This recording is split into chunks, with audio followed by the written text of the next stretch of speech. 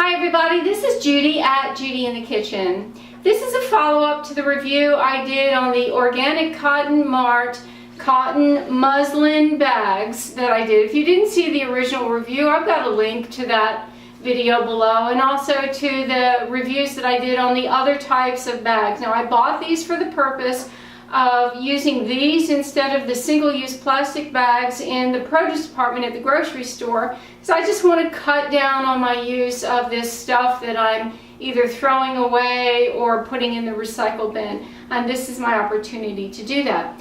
Now the instructions with these on care is to wash them in cold water and line dry. Well, I decided to get real about it because I know that is not going to work for me.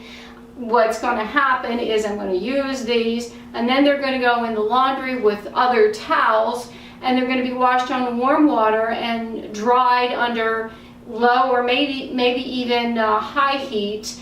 But I'm going to try to make a point of drying these on low heat. So anyway, I washed all the bags that I bought together in warm water, and I dried them on low heat in the dryer, and I thought, well, I'll just accept whatever shrinkage comes my way.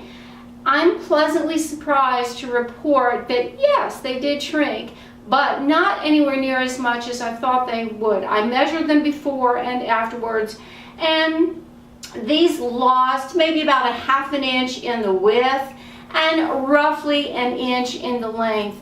That's nowhere near the amount of shrinkage that some people reported online, like saying that they were half the size after they washed them and dried them than they were when they bought them.